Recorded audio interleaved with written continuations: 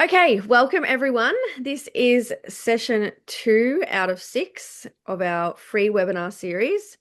And this one is called The Moment of Enough. It's honoring the decision that changed everything.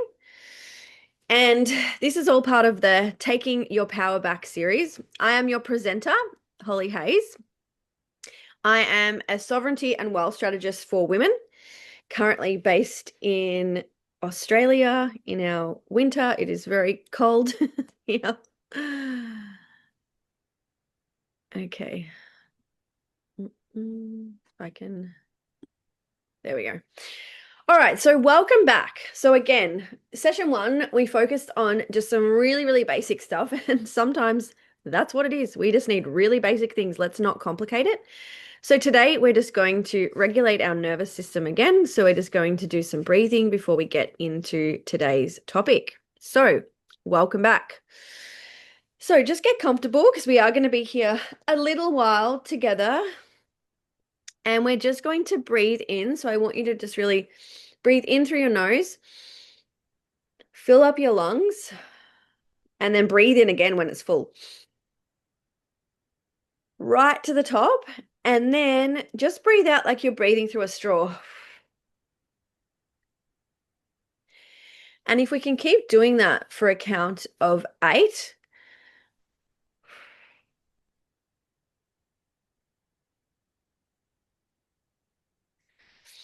and just breathe in again and fill it to the top and then out through the straw.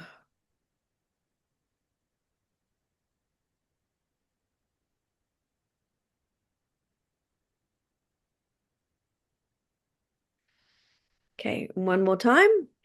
Breathe in and in again and out.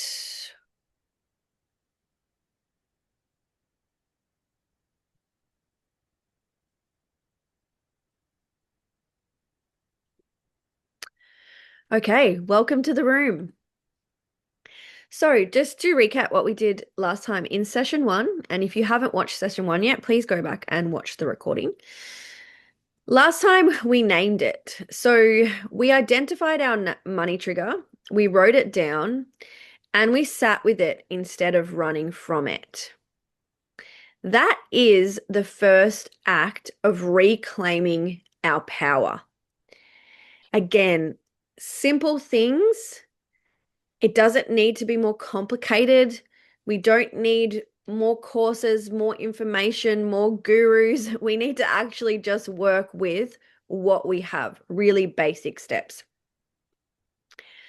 So today, I want to move from naming that fear and to honoring the decision that changed everything. And if you're watching this, you may have made a decision, multiple decisions at different times in your life that have changed the whole direction of your path.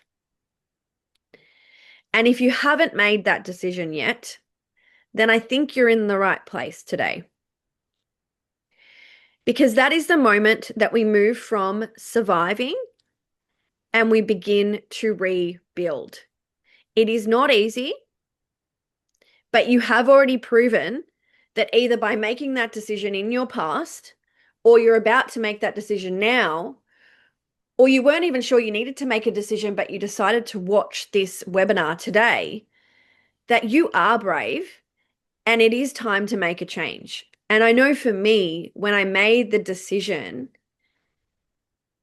there was a lot of chaos and fear and uncertainty leading up to that moment. But when I actually made the decision, I was very clear. And that's when our intuition speaks. Our intuition will speak to us throughout the chaos. It's just a matter of knowing what's intuition and what is fear. So when intuition comes in, it's quite often, it's just soft, it's certain, it's a knowing.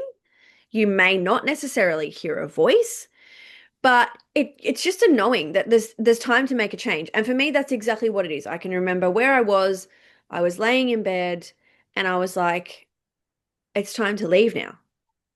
That's it. I had no plan on how I was going to do that. It felt really scary to think about that because when there's another person involved and you're trying to escape something chaotic, you don't know how that person's going to react. And that is what brings up the fear usually. So for me, it was just a really certain knowing. And in that moment, I did feel brave. I'm like, I'm just going to do this and I'm going to figure out what's best for me. And I had complete trust that things were going to go my way when I did that. So it's a moment. And as I said, intuition, quiet, not desperate. Our fear is the desperate one, but maybe it's both because fear and intuition are both trying to keep us safe in that moment. So, however messy or terrifying or incomplete, and particularly this session today is about reclaiming your financial sovereignty. So, it is the beginning of everything. And it can set you on a path, and I can tell you because the proof is in the pudding. I've walked the path that I teach about. Is that I was starting to become completely financially dependent on somebody else. I wasn't doing a lot of work at that time. I'd given up my apartment stupidly. All these things that as a strong career, independent woman, never in my wildest dreams would have ever thought I would do. I spent so much of my 20s and 30s stuck in my masculine energy because I was overcompensating. And so I always had control over everything, always had what felt like sovereignty over everything. And yeah, I made some silly decisions as we do when things are happening slowly over time. And I realized I was actually dependent on somebody else. And now, how was I going to course correct this when I didn't have a place to go? I'd sublet my apartment at this point, so I had nowhere to go. I couldn't yet return home to Australia because of the small amount of work that I was doing. I actually still had work commitments that prevented me from leaving the country. So this was when I was living in the US. So yeah, it was a bit of a tricky situation. And just remembering laying in bed and thinking, okay, I have to leave. I have no idea where I'm going to go. I have a very small amount of money. Going to have to leave all my belongings behind as well because I just had too much stuff there that I couldn't physically take it with me. So even just that attachment to my material things felt like a really, really scary thing. Again, your fear will try and protect you from the small things. So I can say, and even to be honest with you, as I'm kind of going through this presentation, it is triggering me because it's actually reminding me of how small I made myself at that time. And then the whole path, the building blocks that it took to get back to where I am today, which is 3 years later now. So it is quite triggering. And I think that's where the breathing comes in. That helped me at the beginning to just be able to get to this point to actually talk about it with you all. So there is a pivot point. And when you're in that constant survival mode, and we did talk about that in the last session, so you can recap on that as well.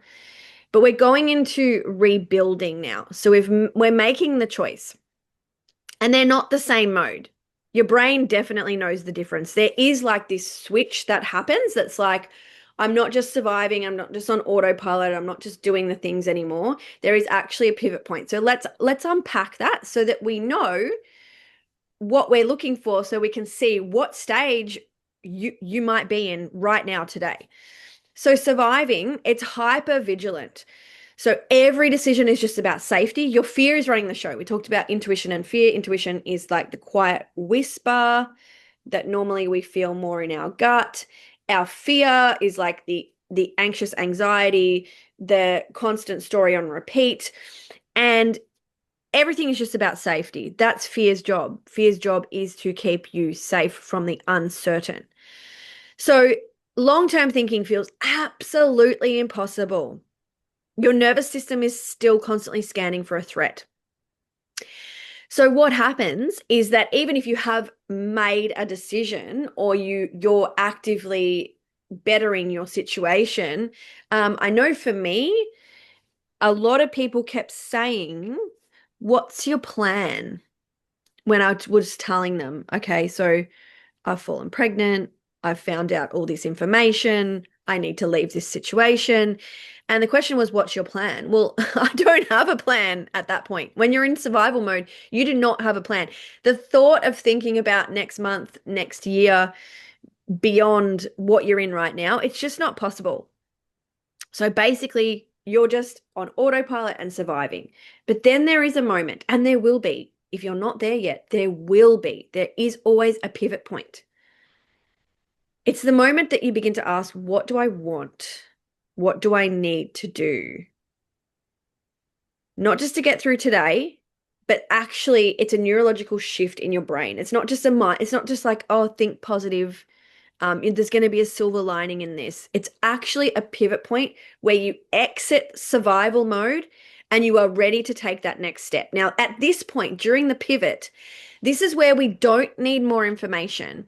We just need to get clear on that very next step. So the decision for myself was I need to leave. I need to leave this living arrangement ASAP and get the hell out of here. That's all I needed to know. And I realized that it was only on me to make that decision and to make it happen because I had nowhere to go. I didn't have any friends in that city. I didn't have anything. I was completely isolated and I knew it was up to me to just figure it out. Then the next thing that happens is the rebuilding. So this one is very interesting because when you've come out of that survival mode and fear is running the show and you feel maybe shame, confused, just thinking how did I allow it to get to this point?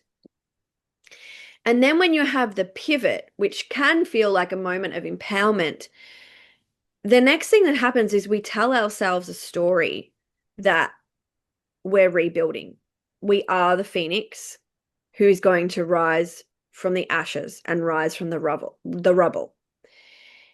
And I feel like we tell ourselves that because it seems possible to do that, but because we're so broken in the moment, we think that that's exactly what's happening. But actually, I'd like to offer a reframe here because you're not starting from zero. You are not rising from the ashes. You're actually starting from experience. And you're actually a lot stronger than you realize. You actually have a lot more wisdom than you realize. You probably have a lot more knowledge, intuitive sense about what is to come next than you realize. Because every scar, every part of our story that has, added a wound, opened up something deep, it's actually data. And those lessons, you can actually look at them as assets. So when I was in my pivot point of like the clear intuitive message, I need to leave here. I have no idea where to go and I don't have a lot of money and I don't know a lot of people in this country, but I need to stay in the country for another 2 months because of this work commitment that I have. And I really wanted to honor that work commitment, even though it wasn't really important at that time. But it was my sense of normalcy. It was the only thing that I had. So I yeah, I really wanted to honor that work commitment, even though I could have just packed up and left and gone home with my tail in between my legs and just said the whole chapter's over. But I didn't want my chapter, my living overseas chapter, to end quite that way. So what happened in that moment is when I was deciding to leave and I had no idea how I was going to get there or where I was going to go, is that I started to reflect on some of my past data points and I thought, okay, for someone who has been a successful independent career woman, I'll just compare it to something that really went wrong at work. And I was trying to think about some things that have really gone wrong at work where I've had to, remove my emotions from the situation and just kind of go on that autopilot again to fix things. That's what I have done in my career. I fix things, I make things better, and I solve problems. So it was that energy. That was the only thing that I could cling on to in that moment to be like, you know what? I've had some really tough times in business and I have, solved problems. So I can do this. And that was the thing. And I can tell you, even just talking about rebuilding right now, I have told myself that narrative. And until I made this slideshow, I actually didn't realize I was telling myself that narrative for 3 years now. I have been telling myself that I've had to rebuild, I had to start again, I had to move back home, I had to, redefine my career, I had to rebuild from the ashes. And it wasn't until I wrote this that I went, no, I was never starting from zero. I had so much lived experience. I had been through other tough things in my life, different but tough, that helped me to get through that point. So this is Oh, the you went on reframe. mute. Did someone have a question? Oh, your voice muted out. Oh, can you hear me? After I had so much, yeah, I can now. As you said, I Oh, have so much lived experience, and then your oh, voice cut it out. froze maybe. Okay. Okay, Oh, thank you. Yeah. you're welcome. Yeah, thanks. So, yes, I had so much lived experience that allowed me to realize, and today I can say is the first time I'm actually sitting here realizing and honoring, as you should honor too, no matter where you are, whether you're in surviving, you're about to make the pivot, or you're rebuilding, that you're actually not starting from zero. And we never do. We have so much lived experience. Ali, can I stop you Yep. there for a question from the Yes. chat? Yes, thanks. I can't Um, see anything, so yes. that's why, yeah. So in the chat we have a question. Can you talk about how even in the pivot, it's easy to get stuck between survival and pivot mode and the mindset it takes to move into rebuilding? Mm, yep. So exactly, because that's when fear will come up again, and fear will actually tell you you're not quite ready to pivot yet.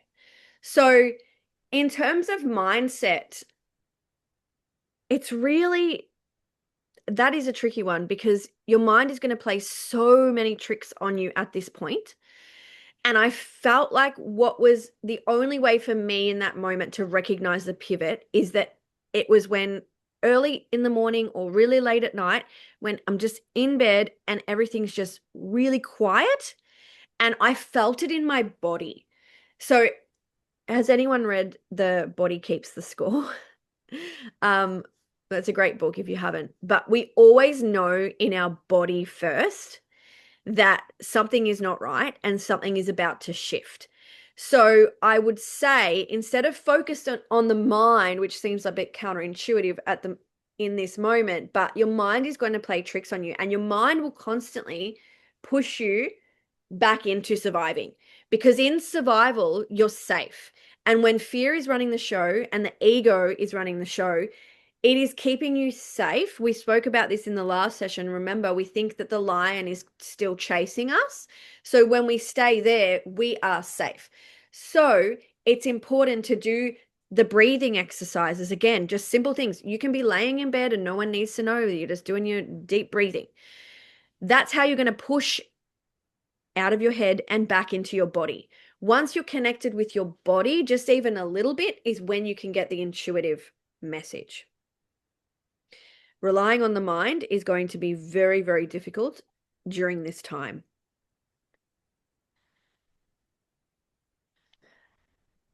Does that answer the question? I think it does. Yes, thank you. Great. So I want to talk a little bit now about what does financial autonomy actually mean? So obviously this session is all about honoring that decision to reclaim your financial autonomy. And seems like a buzzword, doesn't it? Doesn't really explain what it actually is. So what does it mean? It means that you are making the decisions, you and only you, not through someone else's fear, control, or not the voice in your head. So again, back to push it back into your body, do your deep breathing, find a way to regulate your nervous system. Hot showers are another really great way to regulate your nervous system. We have to get out of that voice in our head and into our body. You need to know where your money is, even if there isn't much of it yet. Now, I just want to say in today's session, again, we are just bringing in this concept of actually making a decision. You may have a lot of questions. They are going to be answered further into the series because we are going to present solutions that can help women that are looking to move their money around and keep it completely sovereign and autonomous. So there is ways to do that. So you need to build a relationship with your finances on your own terms. And that can sound really scary when you have no idea where to begin. You don't need permission to want more or earn more or keep more. And we're going to get more into this as well, because obviously once we've made the decision, great. Okay, had the pivot point. I've pushed it back into my body. I know what I need to do. This is what I'm going to do, even though it's scary.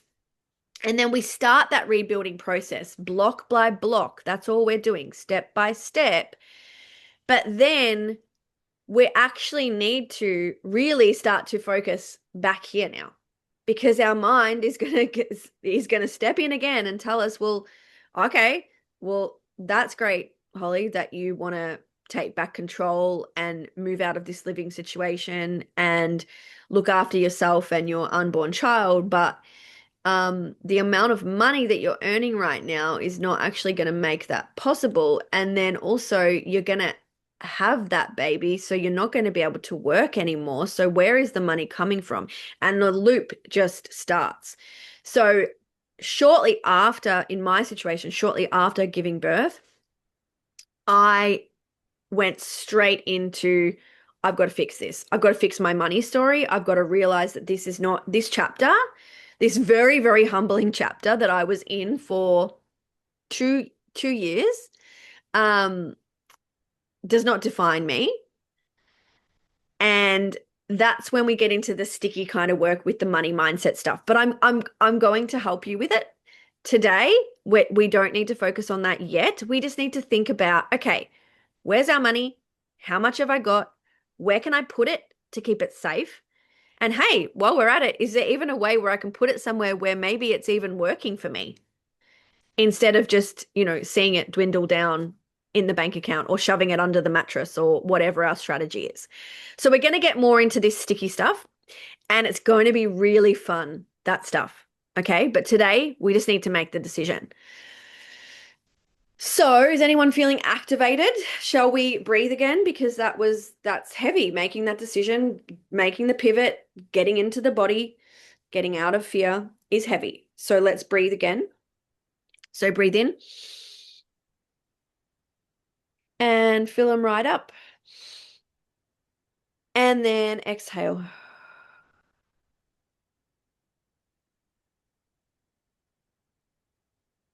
And I can tell you, like, hand over heart, that makes me feel better every time.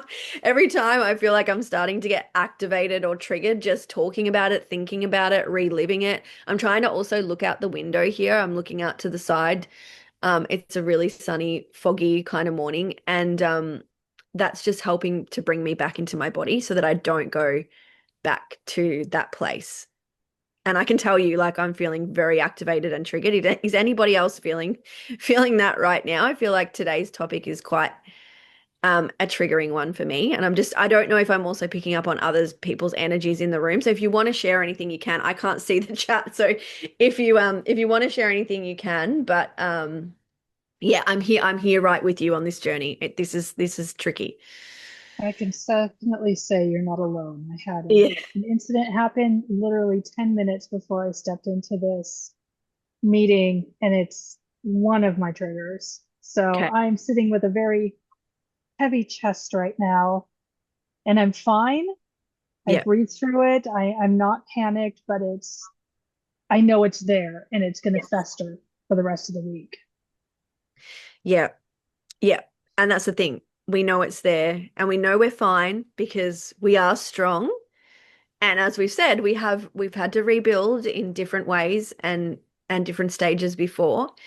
Um, but our triggers can really trip us up. And I wonder, I'd like to offer you a reframe there if I can. Um, I wonder if you don't have to feel that way for the rest of the week. I wonder if by the end of this session, we could honor it, feel it, breathe through it, and then maybe close our computer down at the end of this and say, you know what? I'm going to move past this. I'm feeling it, but I'm going to move past this. And maybe just for one day, just trying to move past it and allowing it to not be there. So yeah, I extend that to you, however that lands for you. Let's see what happens after this session. I'm setting an intention for you now too.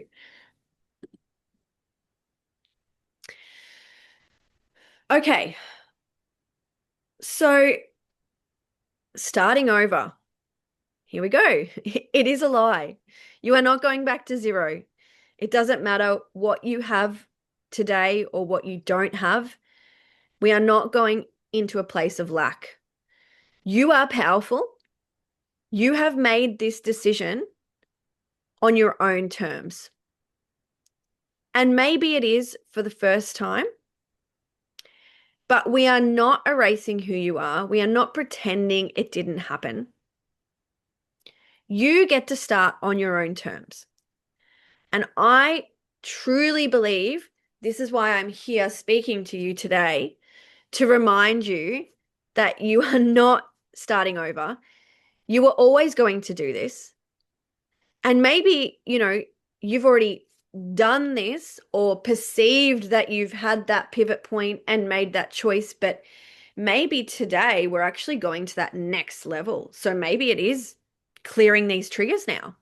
Instead of saying that's just part of me, that's just my story, that's just going to happen every couple of weeks or months or every time someone says this word, or maybe it's on your terms now. Maybe you're running the show because everything you've learned, survived, built, that is your foundation. And now we move forward with purpose and direction. Okay, so I want to talk a little bit about identity. And this one is a big topic, and there's some really great podcasts, resources, different mentors that you might find along the way. And one of the things I realized is I was listening to an audiobook yesterday, and I heard something that was said about identity. The book was Atomic Habits. Actually, I'm finally getting around to reading that.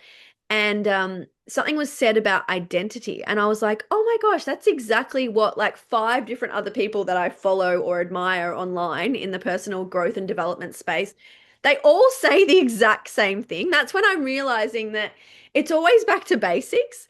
There's not some secret recipe or formula out there. It's just that you need to hear the same message from different people until it resonates. So when people come to my workshops, I always say, "Hey, leave your I knows at the door because I know a lot of things. We all know a lot of things, but has that actually landed?" So you're going to hear me say the same thing over and over again. You'll be like, "I know, Holly, but do you really know? Is it really sinking in? Because you need to hear it until you embody that identity." So for you, she is not who you have to become. She is who you already are underneath the survival. You are already perfect as you are. You already have all the tools within you as you are. And I know that can land really icky when you have been told by someone or multiple people in your life that you are not enough, you are not worthy, you are not good as you are, you need to make this change. Why do you always do that? And you start to believe it. So I am here to remind you that you know what came in and what went out. You know that financial decisions are made from clarity and not fear. You know what you are worth, and you can receive it without getting all funny, even if it's just a compliment from someone, not even talking about monetary value. But even if it's just a compliment, receive that. Practice saying thank you. Someone gives you a free coffee, thank you. Someone gives up their seat for you, thank you. Someone says, "Oh, you look nice today." Thank you. It's all micro shifts. That's your identity now. Yeah, I am. Oh, okay. Yeah, I do look good today. Yeah, thanks. Okay. Receive it. And you invest in your future because you believe that you have one. This is key. Your identity is not rooted in who you're going to become in the future. We get into this loop of like, well, when I just get out of debt, I'll be happy. When I just start making six figures again, I'll be happy. When I just pay off that credit card, I'll be happy. If I could just get that job, that extra job, I'll be happy. We're not living in that. We're living here now. Your identity is I am enough, I am worthy. I can make money. Not even just make money. I can attract money. I can attract abundance. Money loves me. And I'm going to send some tools after with this recording that will actually help to lock in that identity. Because again, if we hear it enough on repeat from different people in different ways, it will sink in eventually.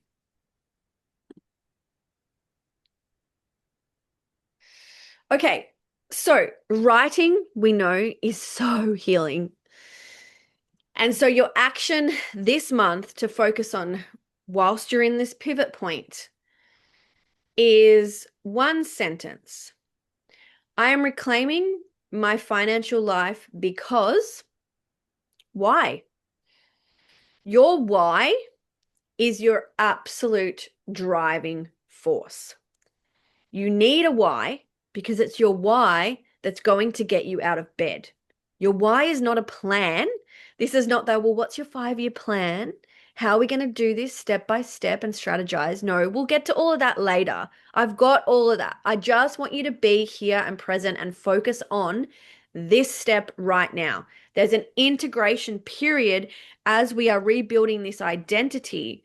I want you to anchor into your why. You need to keep it visible. This is really important. I know this sounds so cliche and so cheesy, and you probably, like me, might have been to multiple personal development workshops where they're like, keep it on your computer or keep it on your fridge. This stuff works. Again, it's simple stuff. It works. Anchor into your why. Why are you reclaiming your financial life? For me, my why is easy. For my son, I want to show my son options.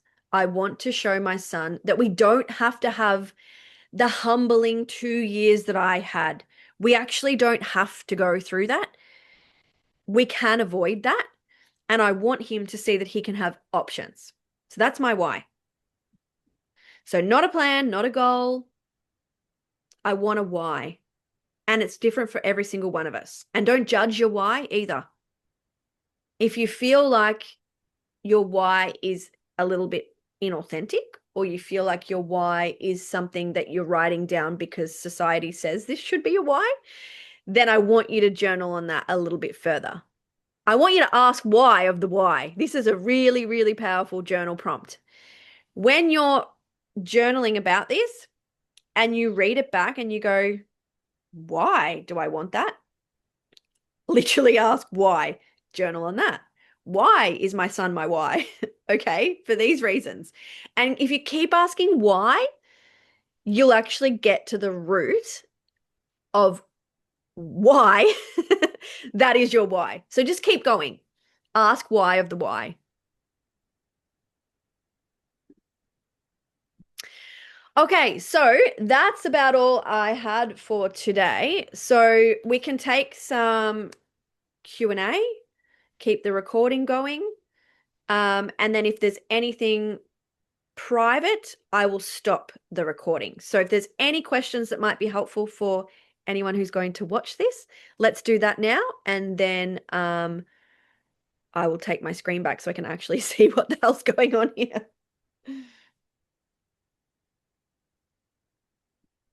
So I have a question. You said something really interesting, and it's about,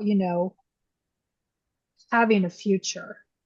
Mm, So what would you say for somebody that maybe has been in survival mode for so long that they've never actually, even though they have ideas of what they want, but they've really never thought that they had a future. They've just considered getting out of the space they're in now, and that's really as far as they go. So what would you mhm. say for somebody like that who's just suddenly So realizing, okay, maybe I can actually have a future and not just plan a way out of the out of ickiness? this. Yeah. That is a really good one. Um, and actually, even you just saying that took me right back again to when I was in that frame of mind. We're triggering each other today, Yep, my love. I This think is very so. healing. Um, yeah, that actually takes me right back, and I thought, what future? And actually, I would get really mad. I'd get mad at myself and I'd get mad for other people when like when other people would say, "Oh, well, like one day when you do this," and I'd be like, "F you." One day, like I don't that's gone. Those days are gone for me. I'm so broken and so in survival. Like that's gone. Like how dare you? So I get angry at other people and I get angry at myself. So when I was doing that, I really found um, what helped me, micro steps, but what helped me the most is wherever, however I'm feeling that of just like, I'm here, this is it, this is it. Um, get out in nature. So again, really simple one, but change up. That's why as you see, I keep looking to the left because I've got this beautiful sunny morning over the fog. And anytime I'm feeling activated, I'm just changing, looking at nature, which is scientifically proven, as we may know, that it actually does help to regulate us. So the first thing I would do is I just like, however bad I was feeling in that moment. And some days, look, you don't have it in you. Some days you just pull the covers over your head and you're like, I'll deal with that tomorrow, right? But if there's even just an inkling that you can shift that, get outside, go for a walk. And what I would start to do, I really did find listening to podcasts or like a song that I would really like. Just anything to just like change my vibration and my frequency in that moment. And then what I would start to do on my little like nature walks is just think about, oh, just get curious with it. Like I was like, oh, what could an exciting future look like? Could I travel to France one day? Like, could I do that? Oh, I wonder what France would look like. Oh, I wonder what it smells like there. And I would just go on this little like fun journey in my mind. So obviously the power of visualization, right? Tapping into the subconscious. The subconscious doesn't know the difference between what is real and what is imagined. So even just for that 2 minutes when my baby wasn't crying and I was outside, maybe he was finally taking a nap in the pram in his stroller. Um, Changing up my environment, maybe putting a song on for 2 minutes, going into a visualization on like what could my future look like, and kind of like brainwashing yourself into it, really is my answer. Brainwash yourself into it, not bypassing what you're feeling. As we just said about triggers, it's there. I'm not just going to go, oh, it's not there, push it down, because we know that that's going to cause more suffering over time and it just compounds. But actually acknowledging that, okay, I'm feeling shit, but what can I do to just change this shit feeling, even if it is just for 2 minutes during one song, a little bit of a walk outside in the sun, and then really just going into my mind, and I started brainwashing myself. And here's the funny thing. 2 years later, 3 years later, I'm living some of the things that in that survival mode I used to daydream about and think, oh, and then I'd get angry at myself again. I go, oh, that's not for me. That's for somebody else. That's for somebody who deserves it, someone who is enough, someone who's not broken. And I'm actually living some of those things now. So it works. Thank you.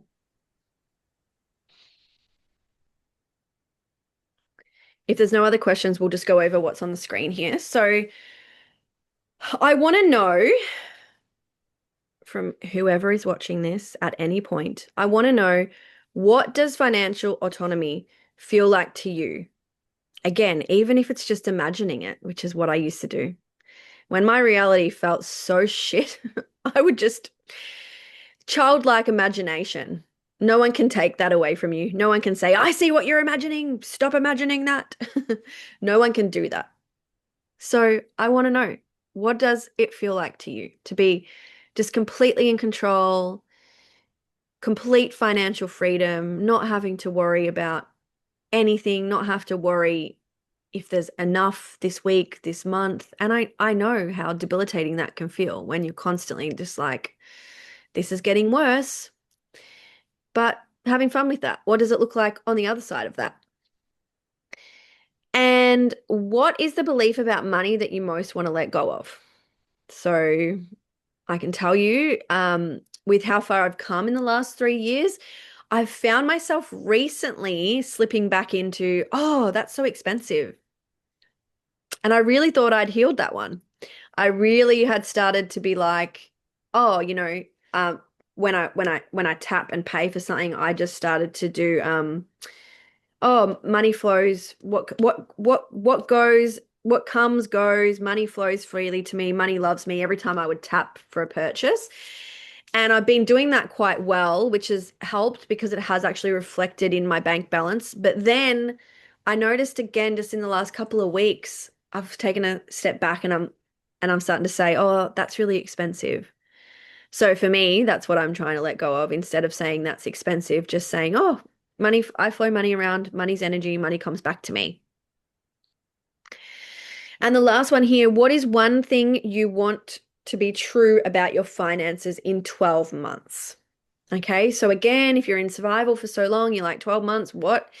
Go into your imagination. Actually do what I just suggested. Try and put your favorite song on, try and go for a walk in the sun, try and sit and look at a tree.